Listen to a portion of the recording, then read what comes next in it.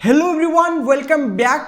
देखिए, जब किसी देश का राष्ट्रपति लाइव फोन कॉल पर आकर कहे anything India wants they get, तो आप उसे डिप्लोमेटिक कट्टे से नहीं कह सकते। ये कुछ और है। बात है न्यू दिल्ली की। यूएस एम्बासी में एक पार्टी थी। अमेरिका की 250th इंडिपेंडेंस की ईयरली सेलिब्रेशन। 1500 गेस्ट, बड़े बड़े नाम, एस जयशंकर थे, मार्को रूबियो थे। और फिर अचानक स्टेज पर खड़े एम्बेसडर सर्जियो गोड ने फोन उठाया, स्पीकर फोन ऑन किया और दूसरी तरफ आवाज आई डोनाल्ड ट्रम्प की। अब यहां इंटरेस्टिंग बात यह है, ये कोई प्री प्लान्ड स्पीच नहीं थी, कोई टेलीप्रॉम्प्टर नहीं, कोई स्क्रिप्ट नहीं। ट्रम्प बोले it's morning here, it's evening there, simple, direct, unscripted. और फिर उन्होंने जो कहा वो क्राउड के लिए नहीं था, वो एक मैसेज था इंडिया के लिए, पूरी दुनिया के लिए। India can count on me 100%। If they ever need help they know where to call. PM Modi is great, he is my friend. सोचिए, ये वही ट्रम्प है जिन्होंने इसी साल इंडिया पर 50% तक रेसिप्रोकल टैरिफ्स लगाए थे।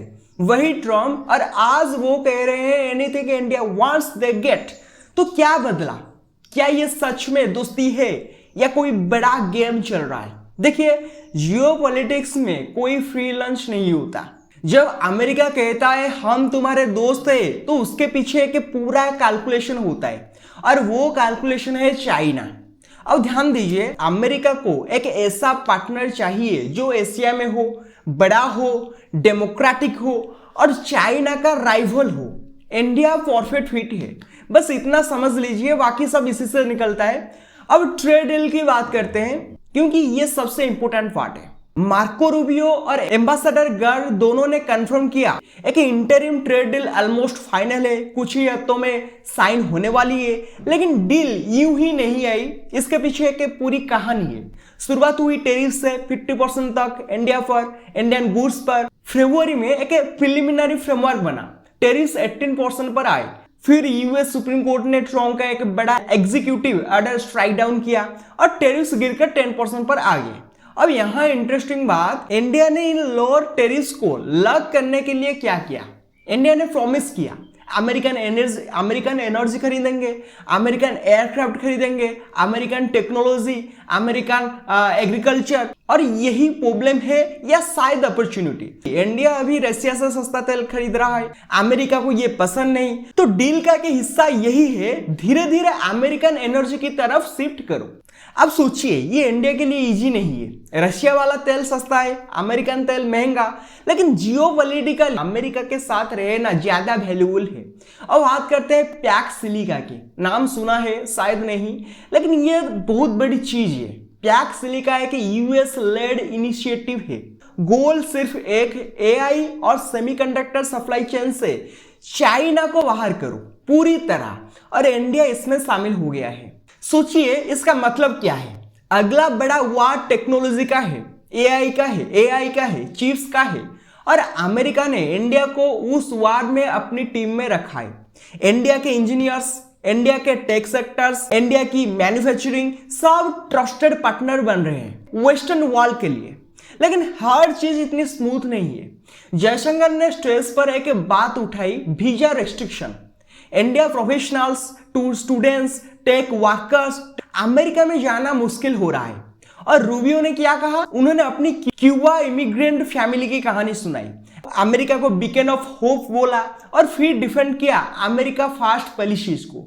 अब यहां टेंशन देखिए, एक तरफ अमेरिका कह रहा है इंडिया हमारा सबसे बड़ा पार्टनर है, दूसरी तरफ इंडियन टैलेंट को वीजा नहीं मिल रहा। ये कंट्राडिक्शन है, और जयशंकर जानते हैं, इसलिए उन्होंने पब्लिक रेस किया। एम्बेसडर गर्ड ने बीच का रास्ता निकालने की कोशिश की, बोले American fast does not mean America alone. लेकिन वीजा की प्रॉब्लम रियल है, और वो अभी सॉल्व नहीं हुई। अब सवाल ये है, ये सब देखकर आगे क्या होगा? मेरी नजर में ट्रेड डील साइन होगी जल्दी, क्योंकि दोनों देशों को जरूरत है। इंडिया को मार्केट चाहिए, अमेरिका को मैन्युफैक्चरिंग और स्ट्रेटेजिक पार्टनर चाहिए। पैक्स सिलिका इंडिया को एक नई आइडेंटिटी देगा, चिप बनाने वाला देश, एआई इंफ्रास्ट्रक्चर का हिस्सा। ये अगले 10 साल में इंडिया की इकोनॉमी को ट्रांसफॉर्म कर सकता है। और ट्रम्प मोदी फ्रेंडशिप, देखिए लीडर्स बदलते हैं लेकिन जो स्ट्रक्चरल अलाइनमेंट बन रहा है इंडिया और अमेरिका के बीच वो किसी एक लीडर पर डिपेंड नहीं करता। ये दोनों देशों की जरूरत है एक दूसरे की। लेकिन एक बात याद रखिए, अमेरिका का कोई परमानेंट फ्रेंड नहीं होता, परमानेंट इंटरेस्ट होते हैं। आज इंडिया यूजफुल है तो anything India wants they get. India को अपनी वैल्यू बनाए रखनी होगी हमेशा। तो यही है असली geopolitics, no emotion, pure calculation.